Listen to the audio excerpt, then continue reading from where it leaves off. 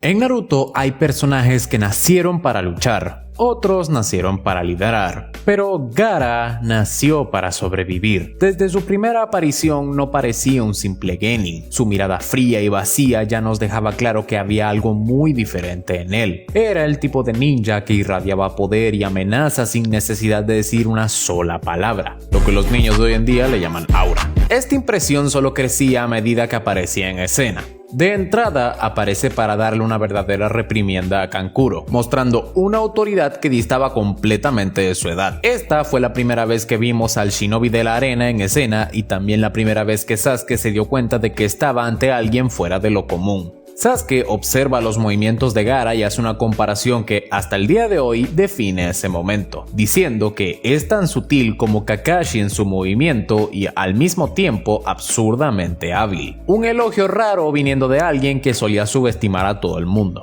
Ahí se dio cuenta de que Gaara no era alguien común. La forma en que se movía, el silencio, el control de la arena, todo indicaba una habilidad que superaba el estándar de los genin. Gaara era el tipo de ninja que parecía haber nacido listo para matar, y esa impresión solo se fortaleció durante el Bosque de la Muerte. Mientras la mayoría de los genin luchaba para sobrevivir, Gaara parecía una fuerza imparable de la naturaleza. Su arena reaccionaba antes de que los enemigos siquiera pensaran en atacar, y él no necesitaba moverse y mucho menos correr. Bastaba con que su arena sintiese el peligro y actuaba completamente sola. Era un escudo automático, un sistema de defensa natural completamente imposible de romper. En ese punto de la historia todos tuvimos la impresión de que era prácticamente invencible.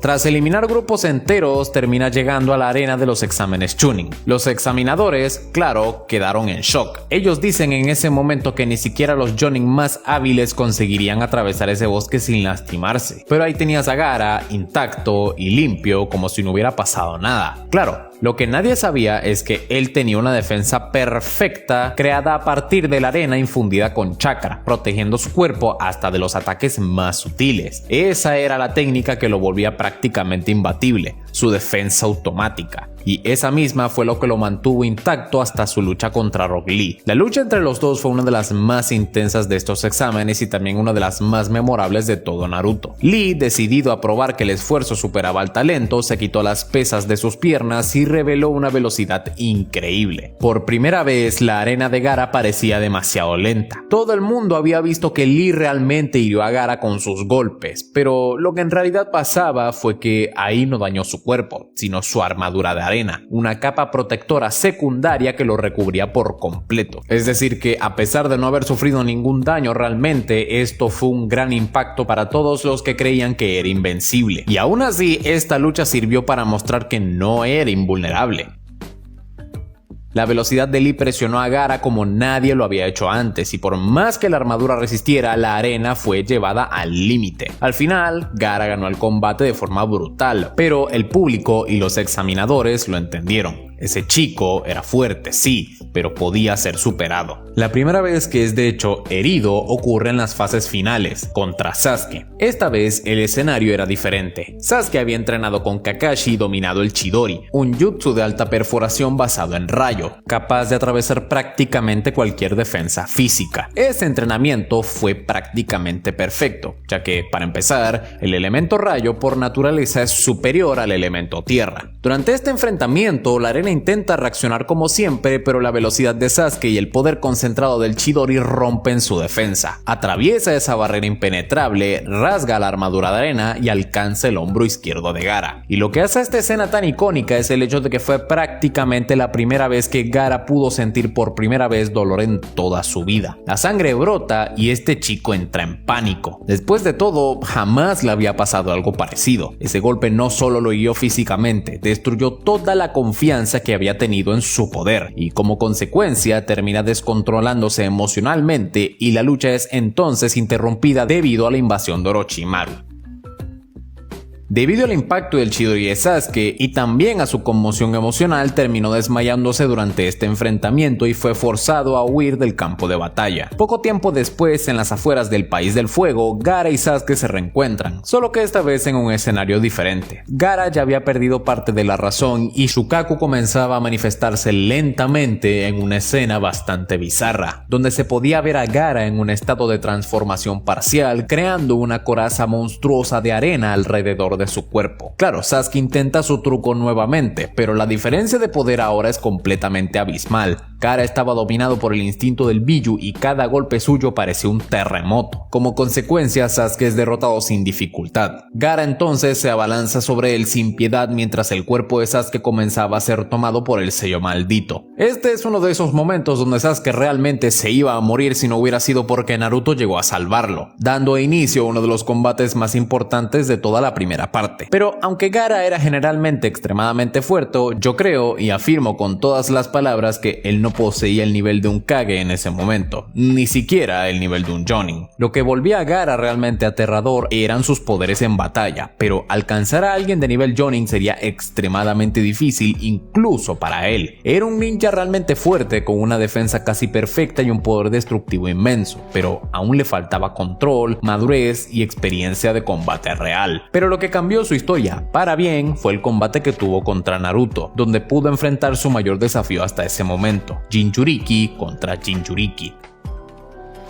El poder de Kurama terminó sobresaliendo en este enfrentamiento. Gaara es finalmente derrotado de forma bastante épica, con Naruto superándolo tanto en poder como en ideales. A partir de este momento, todo cambia, porque la siguiente fase de la historia mostraría el nacimiento de un nuevo Gaara, no un monstruo al que todos le temen, sino un ninja que todos aprenderían a respetar. Justo después de la invasión de Orochimaru, Gaara reaparece junto con sus hermanos en uno de los momentos más críticos para la hoja, justo antes de que Rock Lee estuviese a punto de ser eliminado. Llega sorprendiendo a todos. En ese momento se enfrentó a una de las personas más peligrosas que había enfrentado en su vida, Kimimaro Kaguya. Y es notoria la diferencia entre el Gaara de los exámenes Chunin y este. El chico inestable y descontrolado ahora lucha con calma, estrategia y dominio total sobre su arena, comenzando a usar técnicas nuevas de forma mucho más refinada y eficiente. Y esto llama enormemente la atención de Rock Lee, que observa y reconoce en voz alta cuánto había evolucionado su antiguo rival en tan poco tiempo. Kimimaro, por otro lado, era un caso completamente fuera de lo común. Era un ninja que gracias a su edad y su Kekkei Genkai estaba en un nivel de Jonin bastante sólido. La manipulación total de sus propios huesos era una técnica completamente aterradora.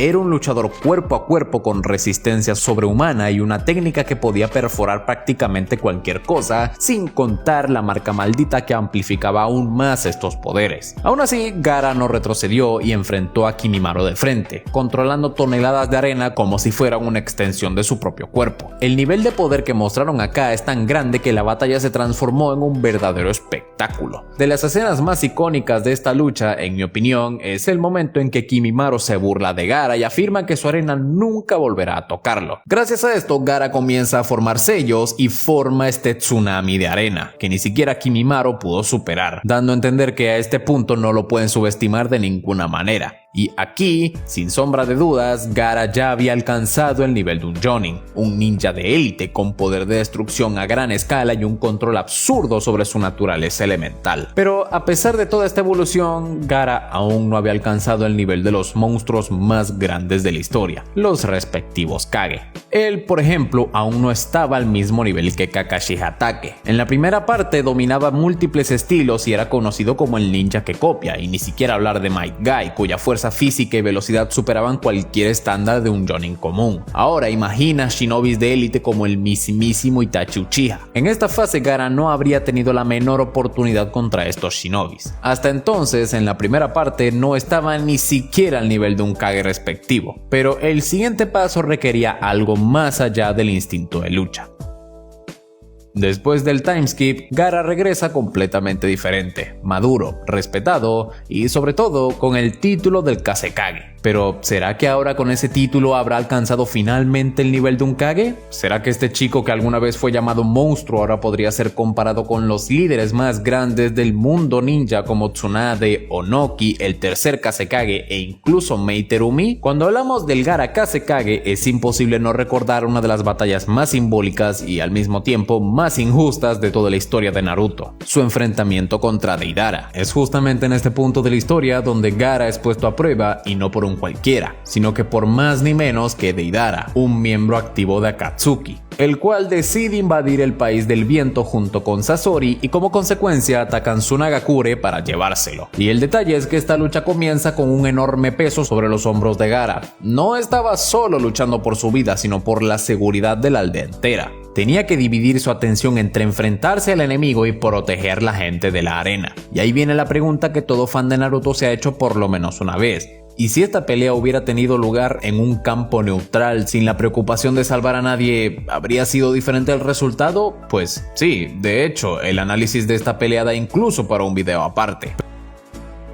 Pero volviendo a lo que nos compete, el desempeño de Gaara fue digno de un verdadero Kage. Mostró una capacidad de razonamiento y un control que pocos ninjas consigan alcanzar. Y a diferencia del Gaara del pasado, que se dejaba dominar por la ira y el instinto, aquí actuaba con mucha calma, enfoque y dominio total sobre lo que hacía. En varios momentos incluso llegando a presionar e incluso a herir a Deidara. Y lo mejor de todo es cómo hacía esto, repito, protegiendo cientos de vidas. Eso por sí solo es lo que separa a un ninja poderoso de un verdadero Kage. Esto que está haciendo se le puede hacer una comparación directa al tipo de sacrificio que vimos con Minato Namikaze, cuando defendió Konoha usando el Hiraishin para contener el ataque de Kurama. Se podría decir que lo que Gaara hizo en ese momento fue prácticamente lo mismo, literalmente puso a la aldea por encima de su propia vida. Pero incluso luchando con todo el ímpetu y dándolo todo, no fue capaz de derrotar a esta amenaza en ese momento y como consecuencia terminó siendo derrotado. Tiempo después, Shukaku terminó siendo extraído de su cuerpo, pero la pérdida de su Biju no borra sus grandiosos poderes y hazañas. Pero lo mejor de todo es que su historia no termina aquí. Durante la Cuarta Guerra nos demuestra que su título no es solo simbólico, es bastante merecido por todo lo que ha hecho. A diferencia de Naruto, que dependía completamente de Kurama, aquí tenemos a un Gaara que incluso sin Shukaku evolucionó aún más. Perfeccionó su control de arena y alcanzó un nivel de precisión y fuerza que lo colocaba codo a codo con los shinobis más grandes de la Alianza Shinobi.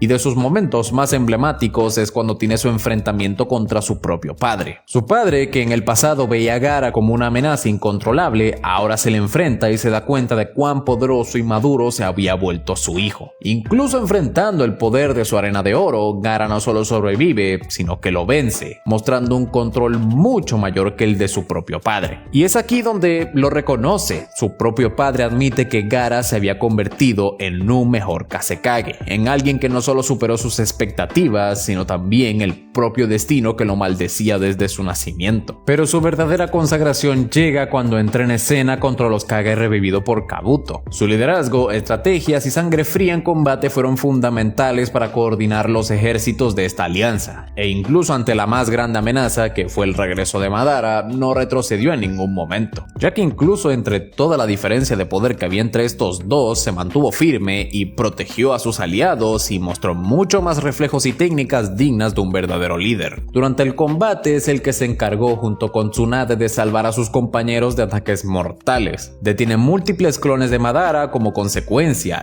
y todo esto, absolutamente todo, fue hecho con puro esfuerzo, disciplina y una transformación completa de carácter. Cuando hablamos de nivel Kage no es solo sobre poder destructivo o técnica letal, es sobre madurez, control y por encima propósito.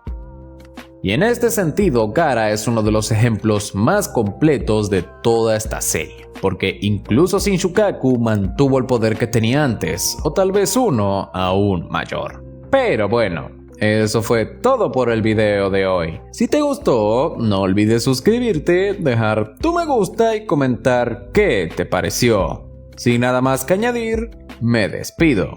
Hasta la próxima.